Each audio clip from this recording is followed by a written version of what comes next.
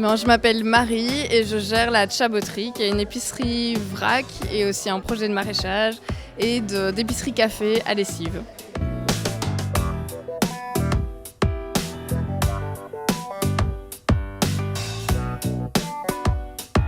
Je m'appelle Christophe et je produis du pain bio que je vends principalement au marché à Rochefort.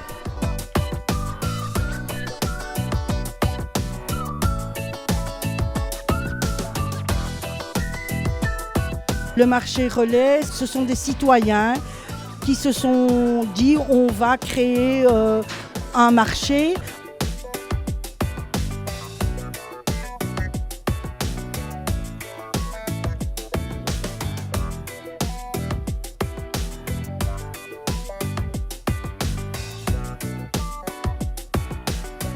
Salut, je m'appelle Igor, je viens de la ferme des Rabanis. Je suis maraîcher maintenant depuis 2 ans. Pourquoi est-ce que vous avez choisi de vendre ici au marché du relais ? C'est une bonne façon d'écouler nos légumes de manière locale, de se faire connaître par les gens de la région. Pourquoi est-ce qu'on devrait préférer le circuit court à autre chose ? Pour la qualité des légumes et non pas pour la quantité, pour la fraîcheur, pour la maturité de ce qu'on goûte. Le marché, ça se passe tous les vendredis avec des producteurs locaux. Donc vous pouvez trouver des maraîchers, des fromagers, élevage de poulets et aussi vous pouvez trouver du vrac. Le vrac pour nous c'est un peu la cerise sur le gâteau. Ce qui était important c'est que ça soit bio et le plus possible local, belge ou alors équitable. Ou du moins avec une certaine conscience des matières premières choisies. Et donc c'est très sympa, les gens qui viennent, c'est principalement quand même des gens qui viennent régulièrement. Il y a une certaine ambiance qui se crée, il y a moyen de venir boire un verre. Donc c'est assez convivial.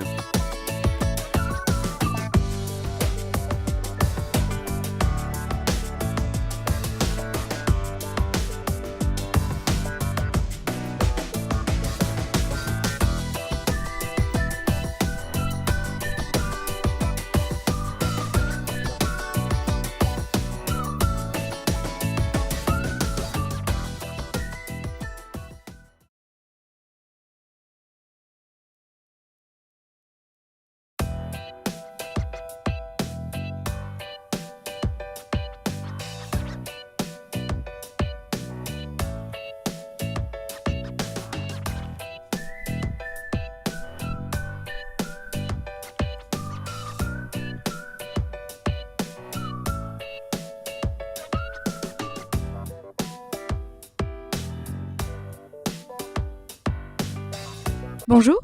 Bonjour.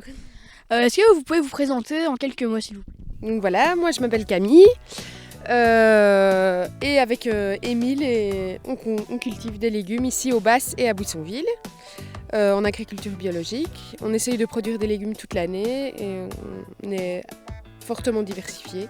On vend tout dans un rayon de 20 km autour de chez nous.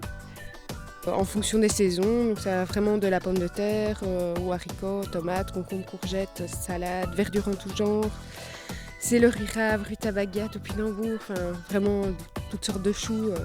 Voilà. Mais évidemment, on n'a jamais tous les légumes en même temps, donc chaque légume a sa saison et sa période. On complète aussi notre production avec d'autres producteurs bio.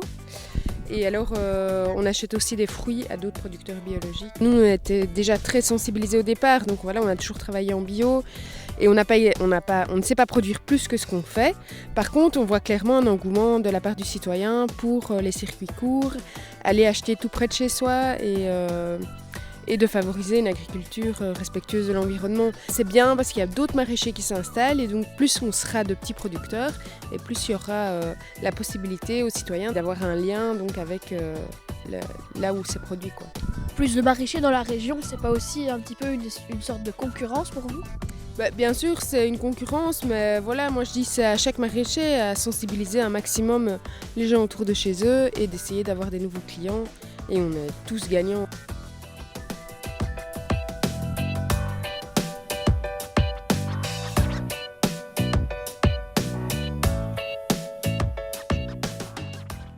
Donc bienvenue aux Pousses Vertes.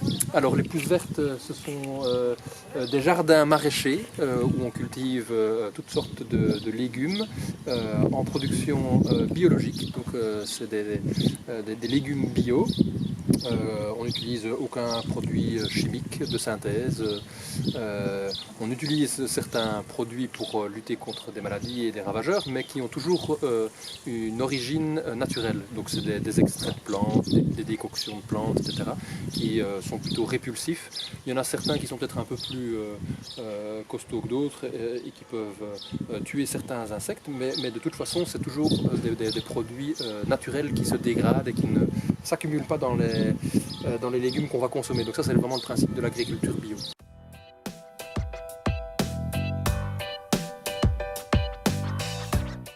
Les gens vraiment aiment beaucoup les tomates que l'on fait, qui ont une saveur inégalée par rapport à ce qu'on trouve dans les grandes surfaces.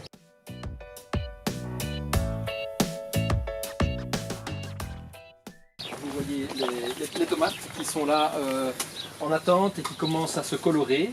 Ça peut paraître un peu étonnant d'avoir des tomates comme ça qui ne sont pas encore mûres, mais c'est vraiment du travail saisonnier, donc on ne va pas plus vite que les saisons. Dans les magasins, c'est possible d'avoir des tomates quasi toute l'année, mais en réalité ces tomates elles viennent de très très loin et donc on dépense beaucoup d'énergie.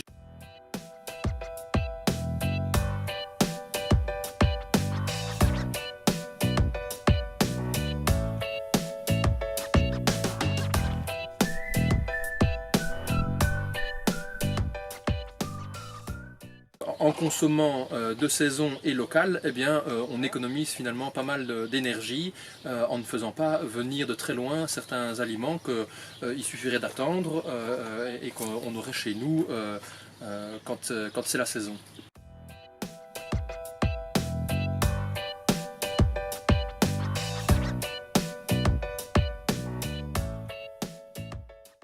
Quand on fait du maraîchage, on ne cultive pas sur des dizaines et des dizaines d'hectares comme on pourrait le faire quand on cultive du maïs ou bien des céréales, parce que quand on fait du maraîchage, eh bien, il y a quand même encore beaucoup d'opérations qui se font manuellement.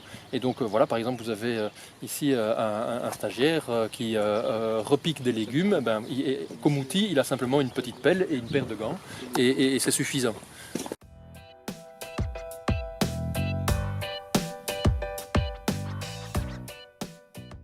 C'est finalement aussi un élément par rapport à la transition écologique, c'est d'essayer de travailler avec une mécanisation relativement simple. Donc pas utiliser des grosses machines qui consomment beaucoup de carburant par exemple. Il y a moyen de travailler avec des outils simples et de produire beaucoup de légumes avec uniquement des outils manuels.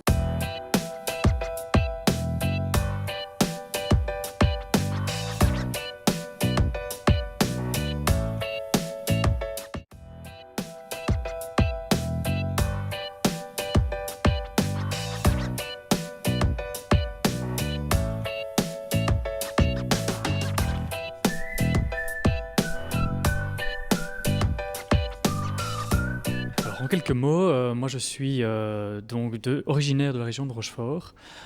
J'ai résidé pendant quelques années sur Bruxelles et puis les aléas de la vie ont fait que je me suis retrouvé aujourd'hui sur Rochefort.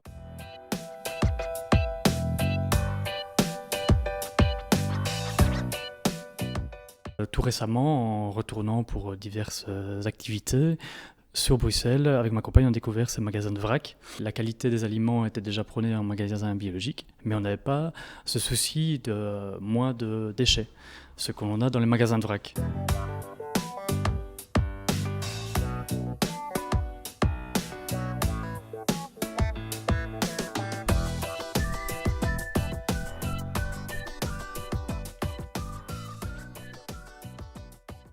Par rapport au qualitatif, je dirais qu'en produits grande surface, c'est qu'on retrouve certains produits en biologique, mais il faut savoir aussi que, comme je dis souvent, il y a bio et bio.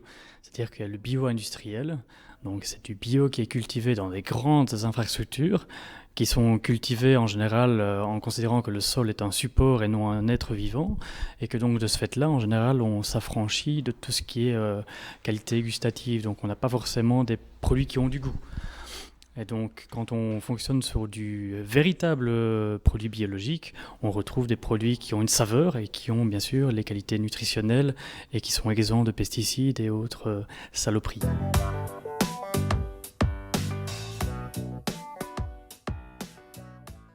Alors, il y a plusieurs fournisseurs. Bon, il faut savoir aussi que là, c'est le début, ça fait une bonne semaine qu'on est ouvert, et que donc, on va compléter un peu notre gamme au fur et à mesure, même si on a déjà les essentiels, je dirais. Alors, on travaille avec un grossiste pour tout ce qui est les produits vrac que vous voyez là. On a un grossiste qui, si vous voulez, travaille beaucoup en relation directe avec la Grèce. Étant donné la situation économique un peu moribonde de la Grèce, la personne travaille en direct avec des producteurs, des petits producteurs là-bas. Et donc on a pas mal de leurs produits ici en vrac. On a aussi des produits qui sont plutôt locaux, parce qu'on essaye quand même de viser l'aspect local des choses. Et donc là, on a notamment Agribio, qui intervient pour ces produits, que ce soit en pâte, en farine, ou même en muesli, que vous avez ici. On a des épices qui viennent nécessairement de partout dans le monde, les épices, mais dont le producteur, le conditionneur, je dirais, se trouve en Belgique. Nous avons des cosmétiques qui viennent du côté de Bio. Nous avons un café là qui vient du côté de Ciné, café Shorty. En dehors de ça, voilà, la gamme se complète un peu. On peut parler aussi peut-être des produits, tout ce qui est textile, vous voyez là, sac à vrac et autres. Là, ça vient de Charlotte-Lannoy. L'aspect vrac fait en sorte que les prix diminuent aussi, tout en conservant un aliment de qualité. Si on prend un magasin biologique, nécessairement, comme vous dites, ils sont emballés en plastique, et donc ça a aussi un coût pour le fabricant. Donc le fait de s'en affranchir permet de diminuer le coût, et les prix en grande surface, quand on compare par rapport à ce que l'on propose, ne sont pas forcément moins chers, quoi qu'on peut en penser, et même, je dirais, de manière générale, nous sommes en dessous de leur prix.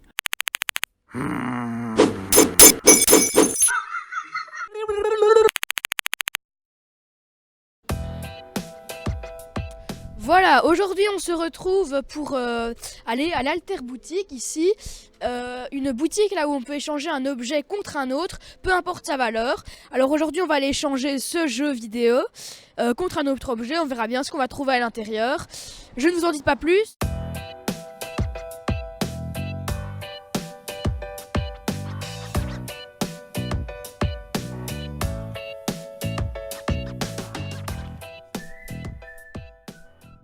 Je travaille parfois à l'accueil, au bar, je fais une tournante quoi.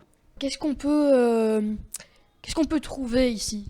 De la mercerie, des CD, des vinyles, des livres à partir de 2005.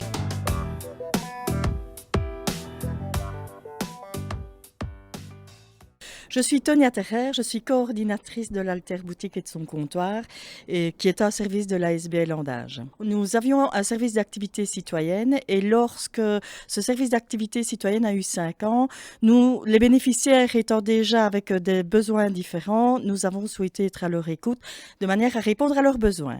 Nous avons effectué un brainstorming où chacun a pu s'exprimer. Il revenait l'idée que ce qu'on aime faire chez nous à Renfort, c'est rendre service, rencontrer des gens, etc., etc.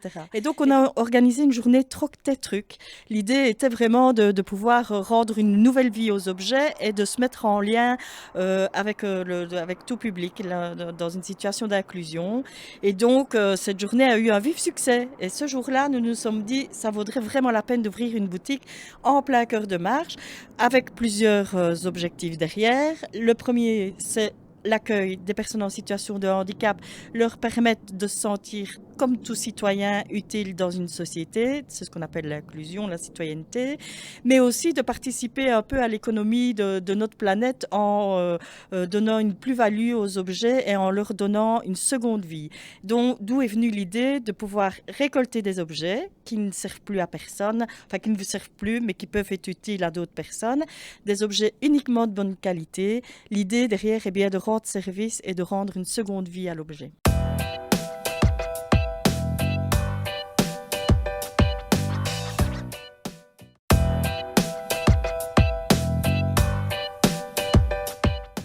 tourne, action.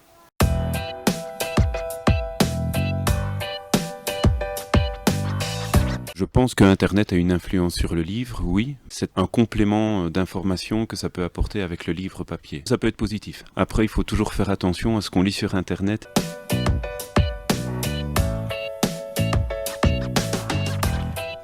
C'est aussi un complément. Beaucoup de personnes aiment lire sur des e-books, mais il y a énormément de gens qui n'aiment pas du tout, qui n'aiment pas le format et qui préfèrent le livre papier. Ici à la bibliothèque, ça fonctionne toujours bien, on a toujours beaucoup de livres. On ne prête pas d'e-book ici physiquement, mais il y a un service de livres qui prête des e-books, ça vous pouvez trouver facilement.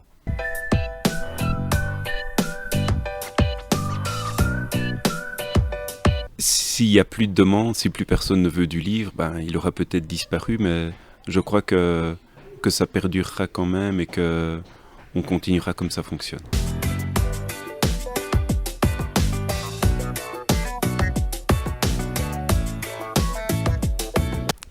Eh bien, c'est vrai qu'ici à la bibliothèque, le rayon des mangas fonctionne beaucoup. Donc nous, on a quand même un gros rayon qu'on peaufine avec le BD-Bus qui nous prête des mangas. Et la bande dessinée, le manga fonctionne très très bien. Les gens sont vraiment forts demandeurs. Les romans et tout ça un petit peu chez les adultes, un peu moins chez les enfants, mais ça peut toujours évoluer. Mais c'est vrai que les jeunes peuvent compléter justement avec Internet et lire les mangas sur Internet. Et parfois ils viennent à la bibliothèque compléter un petit peu leur culture.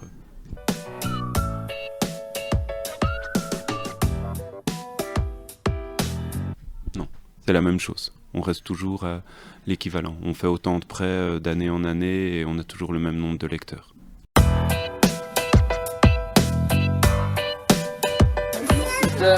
Tourne, action. Moi je m'appelle Philippe et je travaille au Discobus ici depuis 10 ans maintenant.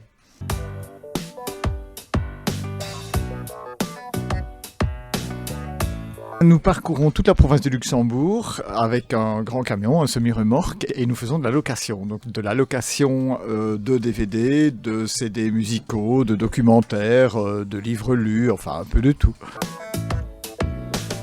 Les plateformes, elles existent de plus en plus, elles sont de plus en plus présentes et il va falloir faire avec. Il est clair que nous avions affaire à un public qui voulait les médias en main et qui va devoir s'habituer à télécharger ou alors peut-être encore travailler avec nous parce qu'on pourra continuer sans doute à louer.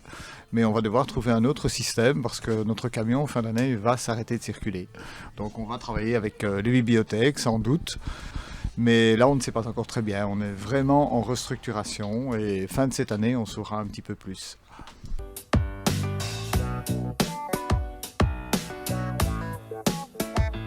Je n'ai jamais vraiment eu l'occasion ni le temps non plus de visionner des choses sur ces chaînes.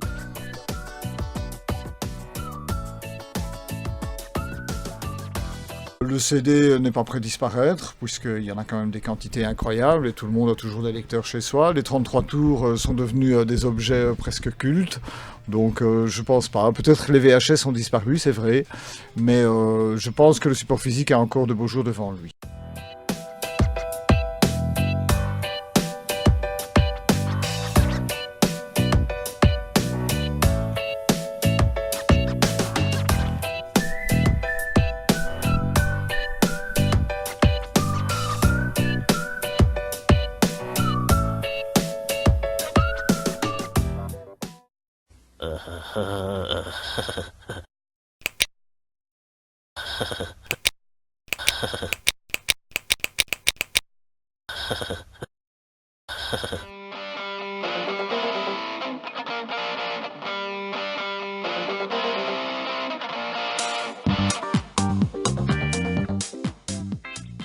Les gens noirs soient racistes envers nous. Tout le monde peut être raciste, on n'est pas obligé d'aimer tout le monde. Moi, je suis pas spécialement raciste, mais il y a des personnes qui sont noires qui exagèrent, j'ai envie de dire noires ou arabes ou quoi que ce soit. J'accepte le plus facilement, j'ai envie de dire, les personnes qui n'aiment pas les noirs ou les arabes que plutôt de dire à quelqu'un qu'il est gros que voilà, je trouve ça vraiment très très méchant quoi, parce que chacun est comme il est et quelqu'un qui est gros l'a pas spécialement choisi ou a été malade ou le vit bien comme ça.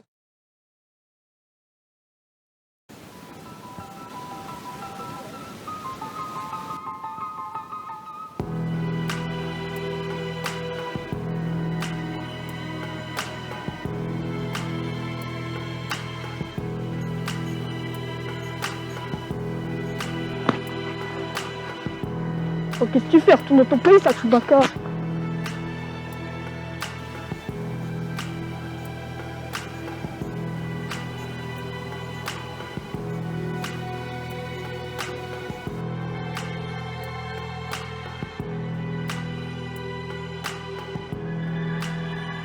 Jusqu'où va la limite entre l'humour et le harcèlement?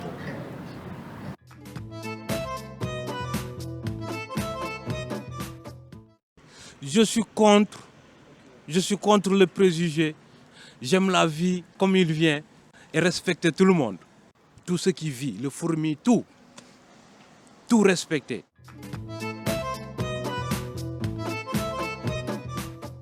Les gens qui sont contre les immigrants, ils sont probablement ignorants de beaucoup de faits historiques, puisque toute la Terre a connu des immigrations dans tous les sens.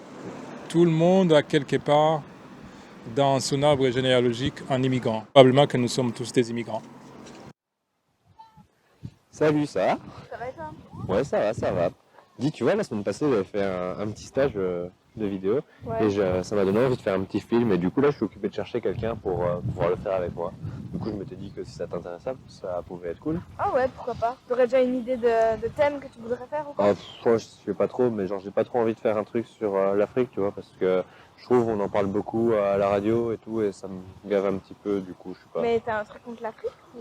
Bah non, mais c'est juste que je trouve que genre les personnes noires, ça va pas trop à la télé, quoi. Non, mais tu es sérieux là? Bah ouais, pourquoi? Mais non, ça va pas, tu peux pas faire ça. Bah pourquoi pas? Bah tu peux pas discriminer une personne à cause de son genre, de sa race, ou ceci ou cela. Ouais, c'est vrai que c'est pas ouf. Bah ouais, c'est Bah, n'importe quoi. peut-être essayer de trouver un arrangement, non? Ouais, ok.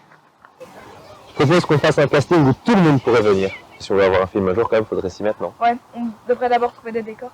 Ouais, Allez, allez. viens, on y va.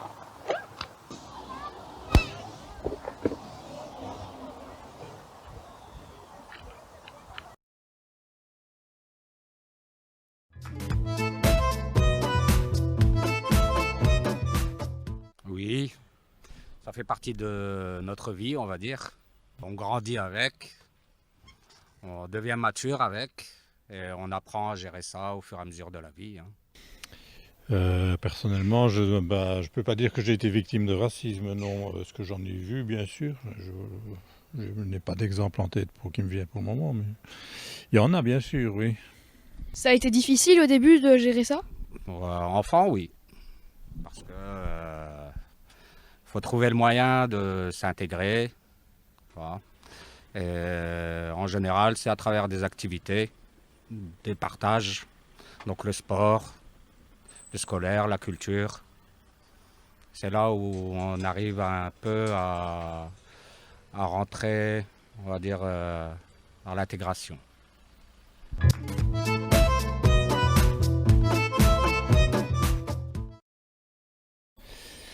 Bah, probablement, on peut dire ça, oui. Je pense qu'il peut y avoir un racisme dans le sens inverse, bien sûr, oui. Voilà.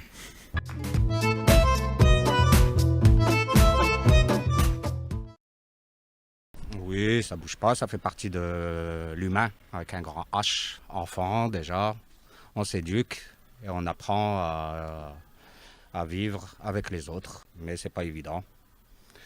Et à côté de ça, il y a pas mal de faits sociaux qui font que les gens changent d'opinion ou persévèrent dans ce genre de racisme, quoi. Le chômage, la crise, etc. font que les gens ont besoin d'un bouc émissaire, on va dire.